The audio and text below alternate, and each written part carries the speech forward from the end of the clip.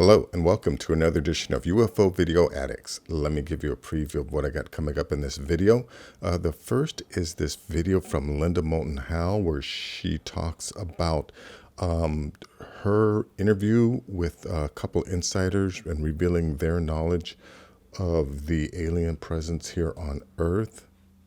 I also have this video here of Phil Schneider, who was involved in building deep underground military bases, and I think in this video here he discusses encountering one time, and when they were digging some tunnels, they actually broke through it and came across another base that was being used by some aliens that again live on this planet.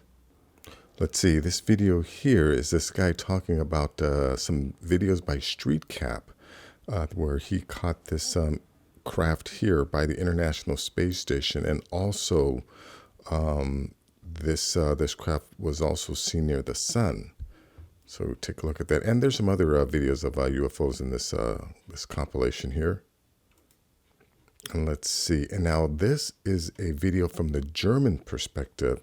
Apparently in Germany, there's a lot of evidence to indicate that the Nazis were dealing with either some alien races or they were, building some flying saucers. So apparently now any talk of UFOs is really looked down upon in Germany.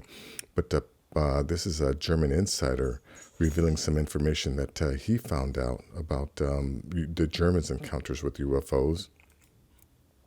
Also have this video here of the Mars rover taking this image here, and you can clearly see there's a pyramid here and what looks like a structure, like a wall or something over here.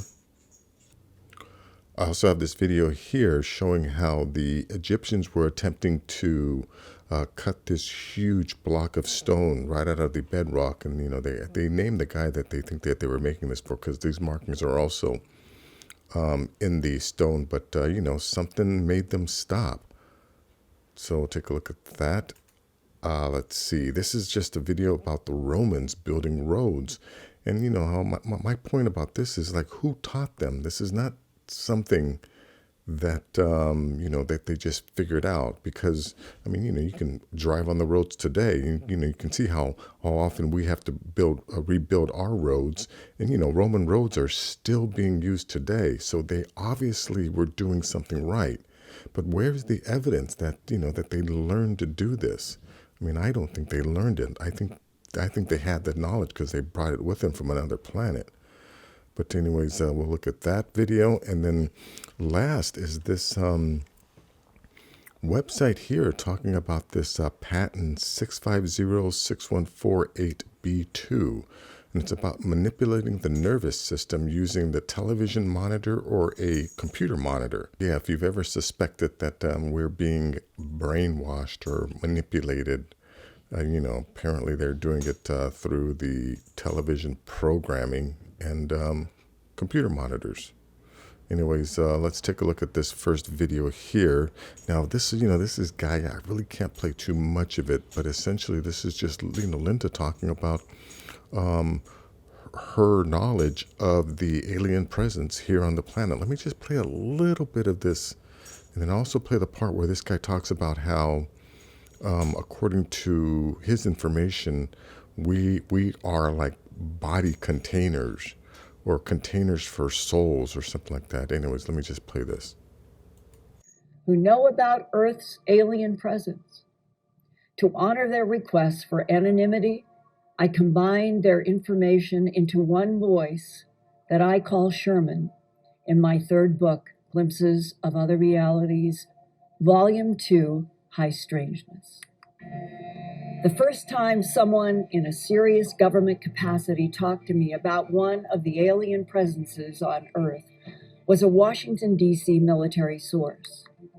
He claimed firsthand interaction with at least one type of non-human like this one. He agreed to talk with me off the record about the gray type that he knew as EBANS, all caps, a government acronym standing for Extraterrestrial Biological Entities. Yeah, let me just stop that right there, and then she goes on to explain the two different types of aliens that are, like these grays, and how even like the praying mantis types and the some of the other taller grays, that they're all clones. But let me just jump ahead where this guy talks about how we are like containers for souls or something like that. Let's see. Let me go right about here. I don't know, but souls are interconnected in some way. I think they told us because the Ebens have been around so long, they've learned that there are only so many souls in the universe which must be recycled. That implies a multiverse of many universes. Well, Sherman, if there is a finite number of souls in this universe, and the Ebens know that, why are we living on a planet in which there is a steady exponential increase in the number of bodies? Does that imply that not all bodies can have souls? You see, I think that's a great question that she posed there. I guess you have a point there. And I said, well, and if not all body containers have souls, would the Ebens and blonde humanoids have some stake invested in souls? Like souls could be the coin of the realm, so to speak. That's possible, I guess. I never thought of it that way before. Again, I don't want to play too much of this. This is, very interesting, but I think that's interesting how she put that. Souls are the coins of the universe.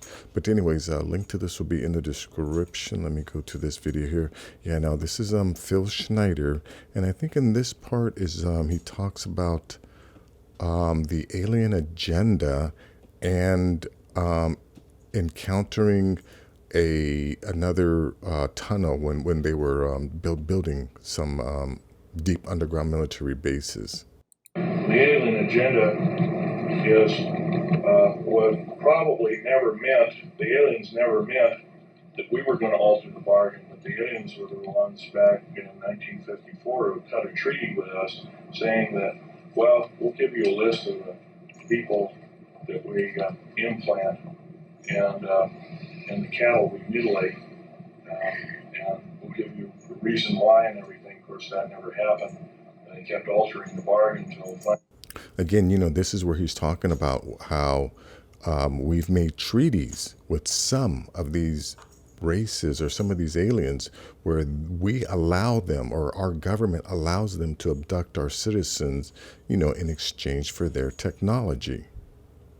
Finally, in 1979, in Dulce, New Mexico, I was involved in that operation.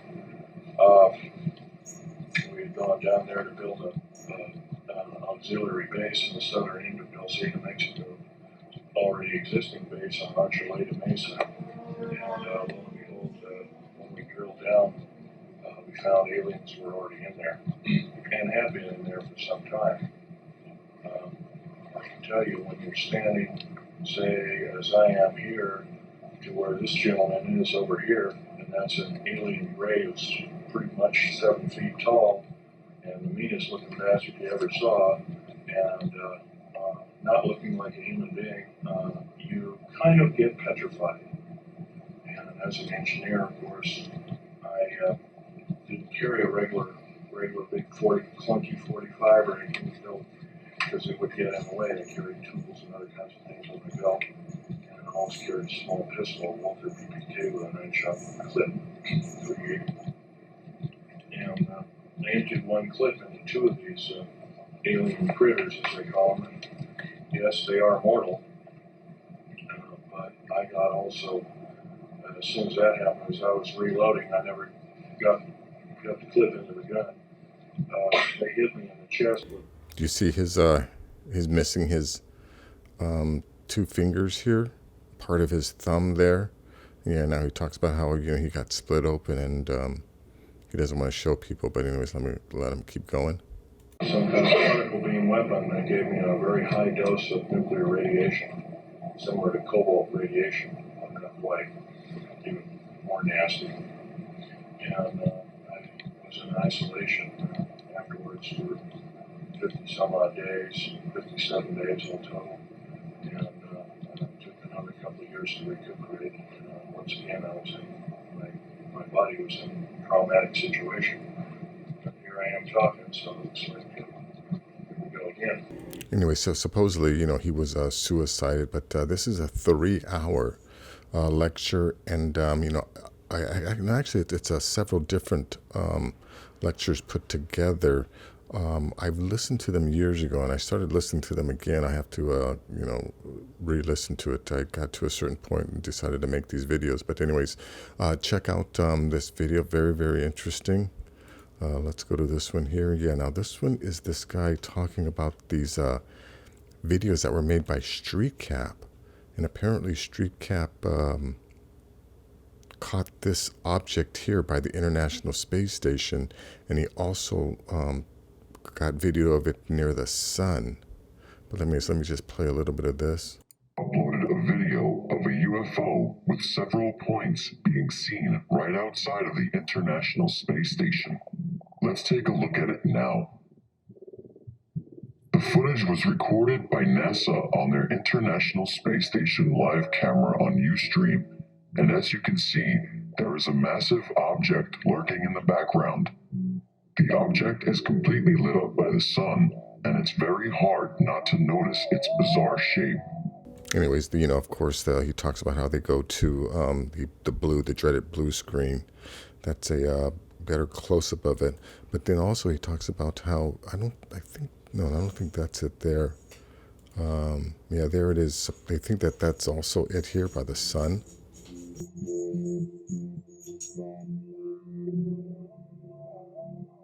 But guess what? That same day, StreetCap saw the same object again near the sun in a different location. Yeah, so whatever this thing is, it's being maneuvered around. And later on, this is a 22-minute video. He also talks about a few other UFOs that were seen. I think he goes also by the UFOs that are seen by Saturn. But anyways, this interesting video, check it out. Let's go to this one here. Yeah, now this one is about this German insider that talks about some documents that he came across. Let me just play this one here. Grenzsperranlagen an der innerdeutschen Grenze, UFO, und sie enthält auf 67 Seiten Sichtungsberichte und Analysen des Bundesnachrichtendienstes. Die Mehrheit der Akte beinhaltet Fälle, die tatsächlich konventionell erklärbar sind. Flugdrohnen, vornehmlich Ballons, Radarspiegel, die steigen gelassen wurden. Aber es gibt eben, wie so oft, immer die Ausnahmen, die die Regel dann wiederum bestätigen. Und die zeigen eben Fälle, die unidentifiziert bleiben, auch im Sinne der Bearbeiter der Akte. Einer dieser Fälle trug sich 1986 auf der Ostseeinsel Fehmarn zu. Am frühen Morgen des 26. August beobachten 3 Grenzschutzbeamte aus dem Fenster ihres Dienstraumes ein hell leuchtendes Objekt. It's pretty obvious. All of the other countries have been encountering our underwater neighbors for a long time too. The people, in the media and the government just need to stop lying to us and, just acknowledge that we aren't alone on the planet. Das langsam auf den Fährbahnhof Puttgarden zufliegt und dort in einer Höhe von 50 bis 60 Metern in der Luft stehen bleibt. Die Zeugen vernehmen keinerlei Fluggeräusche, nur ein relativ leises Summen. Form, Farbe und Größe können die Grenzschützer aufgrund der strahlenförmig blendenden Beleuchtung des Objektes nicht ausmachen. Anyways, it just goes on. This is an hour documentary. Definitely check it out. Let's go to this next video here of the rover, the Mars rover. This whole video is just going to talk about this. I'm not going to play this because I don't want to get hit with a copyright violation. But anyways, yeah, you can see this from this image here, top of a pyramid, and back here, what looks like an obvious wall. And I think it continues on over here too. And I think even in the background, it definitely looks like there's some kind of linear or a line in the background. But anyways, link to this will be in the description. Let's go to this video here. Yeah, now this video here just shows evidence of how the ancient Egyptians knew, how to quarry these giant blocks of stone right out of the bedrock. Let me just play a little bit of this. Based on the rock type and dimensions, some speculate that this block in the quarry of Zayat al-Sultan could weigh more than 2,000 tons, which means it's also heavier than all the blocks at Baalbek. After spending a while on Google Earth, I've located the block and I've put the coordinates in the description below. I also must apologise for the fact that the majority of the images in this video are black and white, but that's really all that's available as far as I can see. The focus of this video isn't a well-known subject. Interestingly, the outline of a statue of a king is faintly chiselled onto the block, and so we know that this stone was being quarried to make what would have been one of the largest and greatest colossi of ancient Egypt. This site really is an invaluable reference for the ancient Egyptian construction processes. Yeah, this is the bottom where they were cutting it out of the bedrock, and how they were keeping it supported before they finally broke all of the, let's see, I think, what image here? Yeah, this image here, you can see how these areas were still connected to the bedrock, and how, these are, I guess these were the placements of the blocks of stones to hold up this whole thing. And then this channel here was so that they could work and dig out. But, based on, let's see, this, based on this image here, I'm not seeing any chiseling, right? If they were using some type of chisel or hammer, I'm pretty sure you would be able to see the marks in the rock still, whatever tools that they were using. And here's another thing. If we were to take this out, we would need either cranes or, some type of a steel reinforced cable, which means back then they would either have had to have some type of steel reinforced cable or obvious technology to be able to, just pull this out of the ground with some type of anti-gravity crafts. But this idea that, people were using hemp rope to pull these giant blocks of stone is just, that's just ridiculous. If hemp rope were that strong, we would be using it today. But, since it's not, and then another thing is they were making this stuff before the wheel was invented.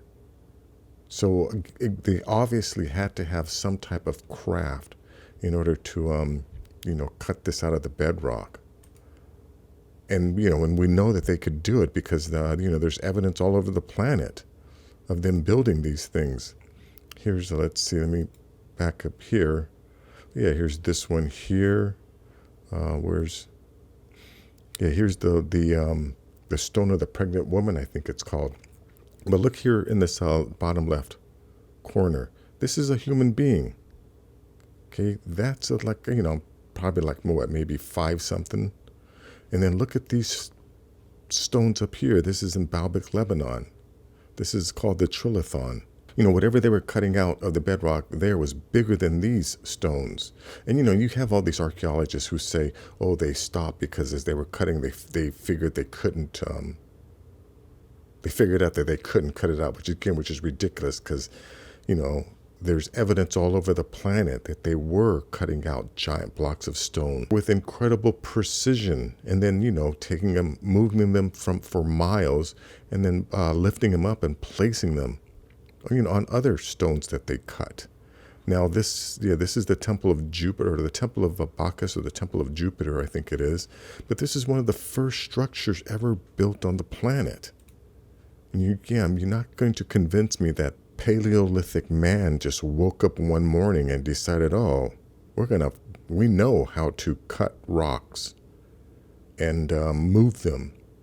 Whoever did this came from another planet. Or they could have also maybe come out of the oceans and did this, and then, eventually moved back in. Who knows? But these structures were made by advanced people with advanced knowledge. So anyways, link to this will be in the description. Yeah, here again, this is another, evidence of the Romans. Check out the roads that they were building here. Engineering or managing all this, they knew what they were doing. This isn't something that they just figured out how to do. Somebody with knowledge, with engineering knowledge, were directing these people, instructing them how to build these roads that are still around today. We do not build roads that are this good. And yet, people who were building some of the first roads ever built on the planet that are still around today, you want people to believe that it was done by primitive people? Nope, not buying it. Anyways, link to this will be in the description. And then last is this website here talking about this patent, 6506148B2 patent, nervous system manipulation. Is it real or just paranoia? I don't think it would be too hard to convince people that we are one of the most brainwashed and manipulated societies in existence. But apparently they're doing it through television screens and the computer screen. Imagine someone manipulating how you feel. Of course, no one wants that, but how about being manipulated unknowingly? This is exactly what is happening to your nervous system every time you switch on your TV or computer. Well, at least according to the 6506148B2 patent, the patent named nervous system manipulation by electromagnetic field from monitors was filed in 2001 and published in 2003. The patent was filed by one Hendrikus G. Loss, perceived to be a fictitious person, as no information about who he really is can be traced. Is it worth any attention? We already know that the content displayed on TVs or even on the internet is created in such a way as to influence decisions, such as when making a purchase or standing behind certain beliefs. The mind control subject has been a topic of discussion for a long time. Although initially considered a conspiracy theory, its reality has been observed in the content displayed by mainstream media. But how about manipulation through the nervous system? Science teaches us that the work of the nervous system is to carry messages throughout the body and control your senses. The nervous system, according to neuroscientists, is controlled by the brain. Now, the brain is said to be a complex biological organ that produces electric fields. That's why it's believed that you can rewire your brain through techniques such as listening to binaural. Scientists also claim to control brain functions with a technique that uses powerful electromagnetic radiation. The technique, known as transcranial magnetic stimulation, TMS, can jam or excite particular brain circuits. Well, anyways, that's as much as I want to read there. The link to this article will be in the description. Definitely check it out if you're interested in this thing. But yeah, there's no doubt we are constantly being manipulated, brainwashed through all sorts of media devices. And I hope people are aware of it. But anyways, that is going to be it for this video. If you like things like this, please give this video a thumbs up. Please share this video. And if you're new to the channel, please subscribe. I'll have more things like this. Take care.